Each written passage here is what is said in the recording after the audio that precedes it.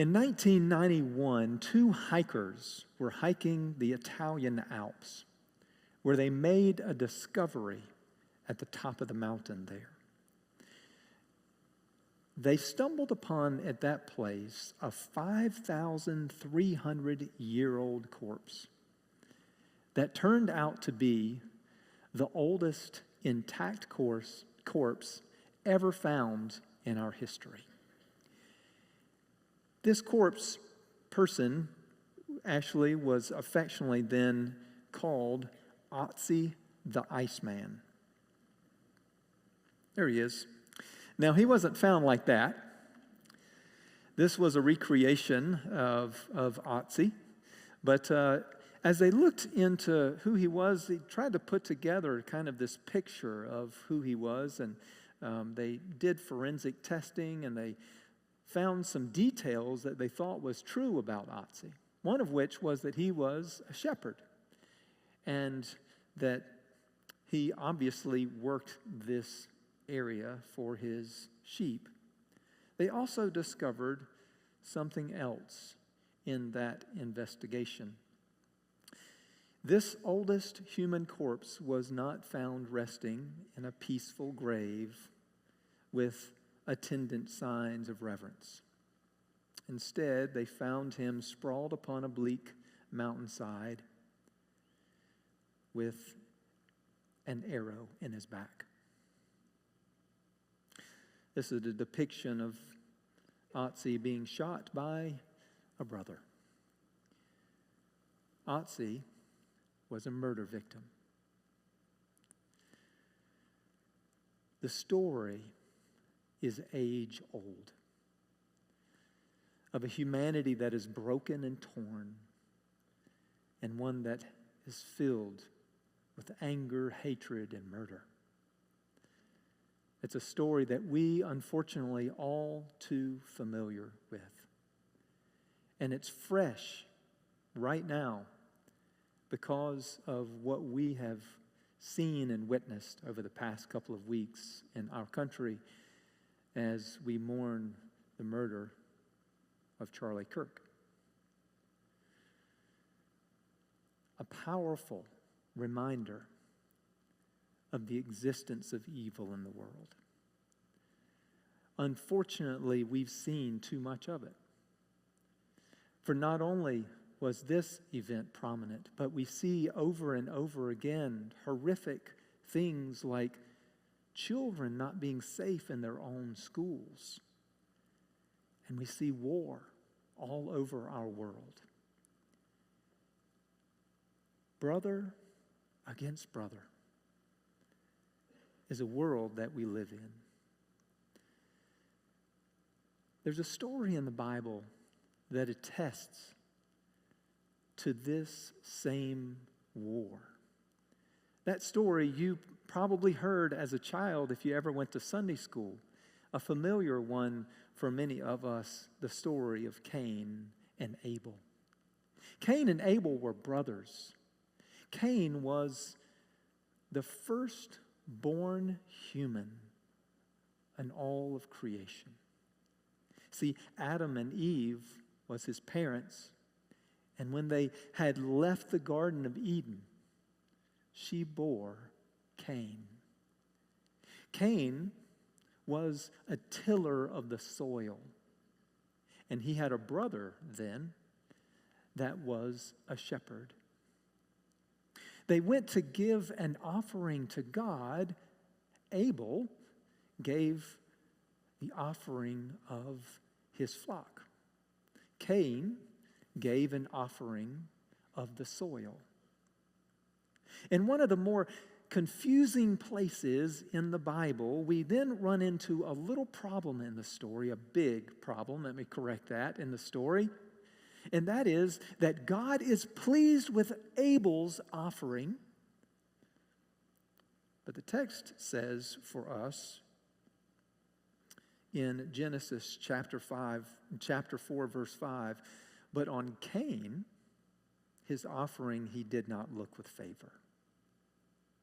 Now, we in seminary had lots of fun trying to determine what it was that made one offering better than the other. And we could get into that, but that would take us off course from where we're going today. But the point of the story at this point is that God was pleased with one and not the other. Now, the story continues with Cain's response, and that's where we're going to look today. Cain was very angry, and his face was downcast. And then the Lord said to Cain, "Why are you angry? Why is your face downcast?" A question that's powerful here. What is Cain really upset about? He gave his offering. It's just that God didn't do favor on his offering. What we see here is this word that we entitle envy. Cain is looking at his brother instead of himself. This is a trap that we can all fall into. You see, the text doesn't say anything about Cain being less successful. It doesn't say anything about Cain's life being more difficult. It just simply said that his brother got favor and he didn't because of this offering. This means then that Cain is envious of his brother. He's upset because he's looking into someone else's life. And this herein lies a trap to the human condition, that we spend all of our time looking at other people instead of our own. You're familiar probably with Rick Warren, a preacher who spoke on Twitter and said, I know you can hardly see the words up here, but he said that envy is resenting God's goodness to others and ignoring God's goodness to me. Do you see that? You see, if we're resenting what God is doing for other people, we miss the fact that God has blessed us. Envy takes away the goodness that is there inside of us. In Psalm 73, there is a similar envious statement. And it goes like this: "For I envied the arrogant when I saw the prosperity of the wicked. They have no struggles. Their bodies are healthy and strong. They are free from common human burdens. They are not plagued with human ills." What do you hear here? You might hear your own voice. I do mine. You might hear, those people out there who are bad and evil, how do they prosper when I struggle? How are they successful when I'm not? How do they have so much stuff when I don't? And it goes so far, I love that last line in there, verse 5, when it says, they are not plagued by human ills, obviously, but I am. You ever felt that way in the morning when you wake up and your back hurts? Anybody have some shoulder pain this morning? Anybody wake up this morning and realize they injured themselves somehow in the middle of the night and don't know how? This is that statement right here. How does that person not feel the pain? They're healthy. They got all this stuff going on. They're not even feeling any back pain this morning. And so the root of looking into other people's lives, envious.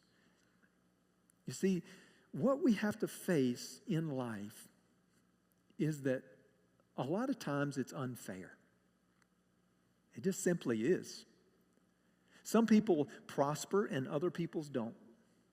Faith, however, has to live with what seems to us unfairness and leave some uncertainties unresolved. We have to be able to hand these over to God. Say, God, I don't understand why you favored Abel over me. I don't understand why some people are doing well, even though they look evil to me. But God, I know that you're going to work this out, and I'm still faithful to you. You see, sometimes envy can draw us into trouble. Cain had envy, but it developed into anger and wrath. And so what does Cain do? You remember the story? Cain kills his brother.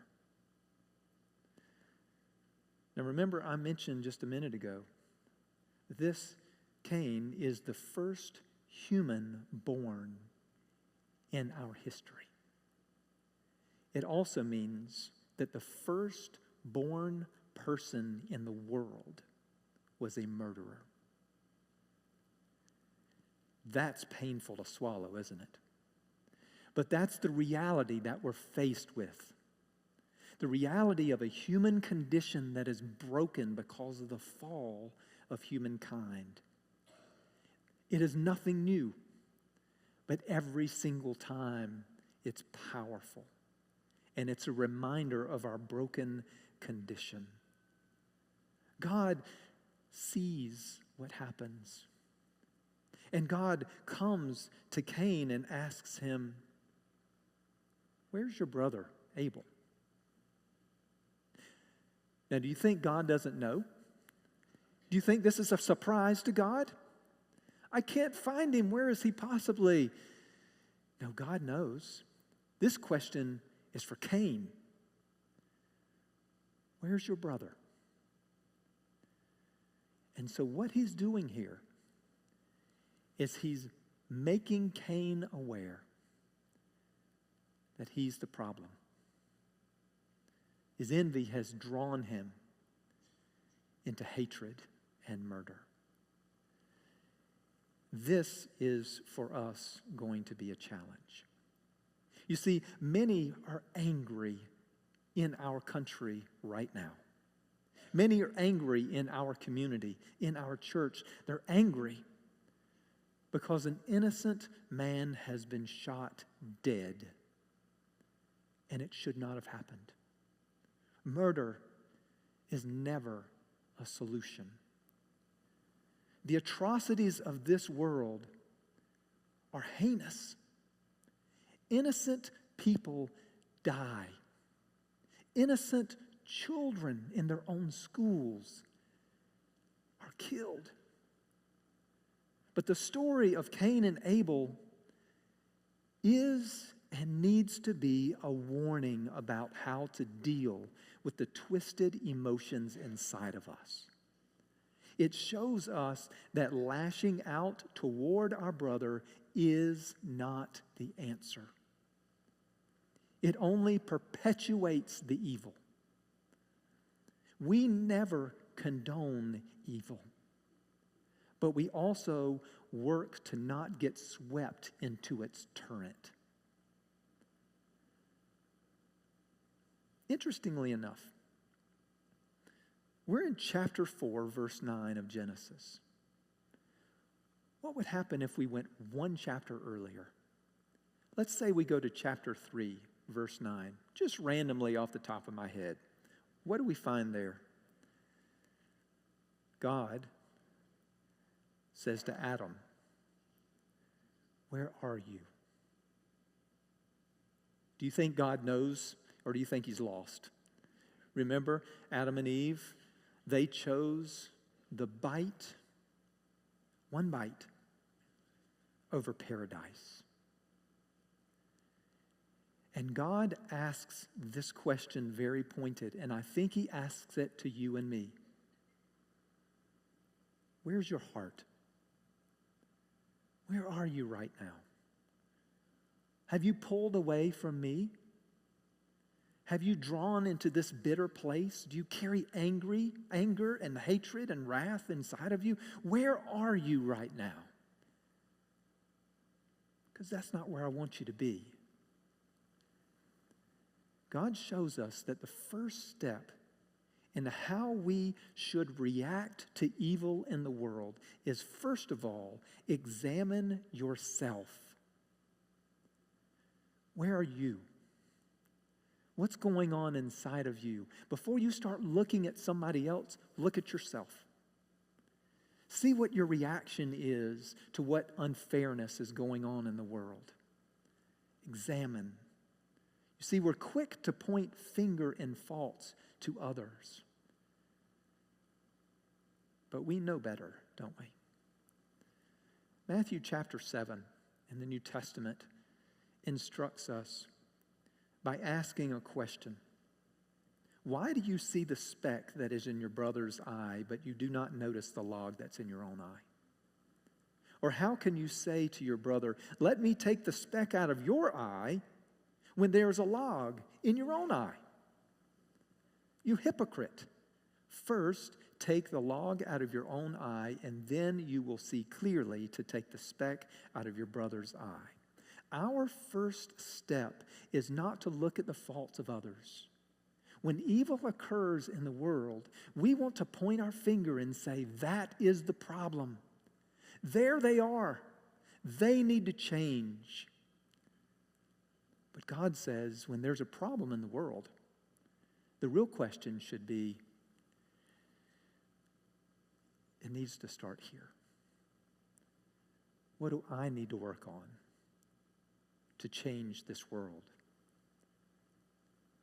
We look first at ourselves.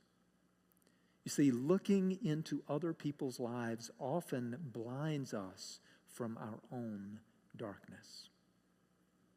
And that's powerful. God responds to Cain before he kills his brother. If you do what is right, will you not be accepted? Why are you so bent out of shape? If you just stay the path and do what you know is right. But if you do not do what is right, sin is crouching at your door. And Lord, was it crouching at Cain's door, wasn't it? It desires to have you, but you must rule over it. Are you consumed with anger and wrath? That's a natural response, but God would challenge us just like he does Cain. If you stay the course, do what is right and shine this light, let me take care of the justice. There's a story about two shopkeepers who were bitter rivals. Their stores were directly across the street from each other, and they would spend each day keeping track of each other's business. If one got a customer, he would smile and triumph over his rival across the street. But one night, an angel appeared to one of the shopkeepers in a dream. And the angel said, I'll give you anything you ask. But whatever you receive, your competitor will receive twice as much. Would you like to be rich? You can be very rich, but he will be twice as wealthy. Do you wish to have a long and healthy life? You can, but his life will be longer and healthier. What is your desire? The man frowned. This is not a joke. The man frowned and thought for a moment. And then, with bitterness in his heart and hatred festering inside of him, he said, here's my request. Strike me blind in one eye.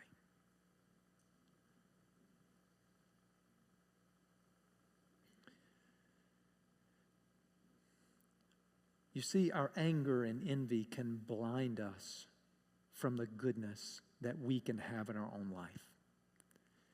To live in this bitterness and hatred will only darken our souls. So God says, check yourself first. Get your life and your heart filled with the love and compassion of Jesus Christ. Then take the next step. Verse 9, the Lord said to Cain, where is your brother? Abel. And Cain's response was this: I don't know. Am I my brother's keeper? What is in this verse is more powerful even than the words it says. Recognize where we are in the story. We're chapter 4 of Genesis. This means that this is the first lie told in the Bible. And it is the first human question in the whole Bible. This is it. This is what you get. The first human is a murderer, and the first statement is a lie, and the first question is, am I my brother's keeper? Cain is filled with darkness. But let's move to the light. Let me ask you this question. Am I my brother's keeper? Do you think that you are your brother's keeper? Let me ask it in a different way. How do you think Jesus would answer that question? Jesus showed throughout his life that our job is our brother, our sister, our neighbor, our friend. Jesus calls all of his followers together. Now, he states what's wrong, but he wants to unite. He calls them together. So his response, am I my brother's keeper? Jesus would absolutely say what the text says. Well, I'm going to go there. So if you look at the Gospel of Matthew, we see a couple of places where Jesus teaches us how to respond to someone doing you wrong. The first step is in Matthew 18, where Jesus says that if somebody does you wrong, go and talk with them about it. In our context, it doesn't mean gossip in the lobby. It doesn't mean go out in the parking lot and say, oh, you know what they did, you know what this person did, you know what I heard. That's not what Jesus says. Jesus says, go to that person and say, I'm hurt from what you've done, or I'm sorry for upsetting you. The second step, Jesus says, shows up in his Sermon on the Mount. And this is chapter 5. Jesus says, you've heard that it was said in people long ago, you shall not murder, and anyone who murders will be subject to judgment. But I tell you, that anyone who is angry with a brother or sister will be subject to just judgment. Anger is just as bad as murder in Jesus' words here. That should get us uncomfortable in our pews, but then it continues. Therefore, if you are offering your gift at the altar and there remember that your brother or sister has something against you, leave your gift there in front of the altar and first go and be reconciled to them. Then come back and offer your gift. The first step is to examine yourself. The second step is to build a bridge, to reconcile, to try to come together in our differences. There's a story about two men who had a stream dividing their properties, and one of the men hired a carpenter to build a fence along the stream. But the carpenter instead, by accident, got the wrong order, and instead of building a fence, built a bridge. I wonder if that was a mistake, because that seems to be the gospel. So I ask you this question this morning: what does a bridge look like in your life? What would it take for you to build a bridge in your life? Are there people you're struggling with? Are there people you're angry with? How do you build that bridge? It doesn't mean that you condone a bad behavior ever. But we should be motivated to change ourselves and bring positive change into this world. Not out of anger for others, but for love for them. Now, I can tell you, as a church, we have work to do to build bridges. If we look around us now and see who's missing here, we see empty pews, and we see that across our nation and locally, the decline of Christianity and the church. And we look around in these pews and we see generations that are missing here. Are we missing an opportunity to build bridges? This generation is what Charlie Kirk was trying to do. Like him or not, he was trying to reach a new generation. God calls us to share the gospel and to build bridges where we don't have them. North Lake, we need bridges here. We need to invite our neighbors, even if, especially if, we don't see eye to eye. Friends, don't let the blood of Christ, the blood of martyrs, the work of generations before us go wasted today.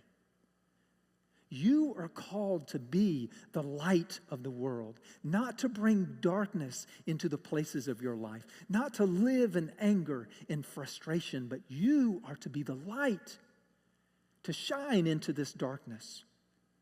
The question before all of us is, where is your brother? Who do you need to reach out to that you have a broken relationship with? Where is your brother? Because I believe he needs to be here with us, receiving life in Jesus Christ.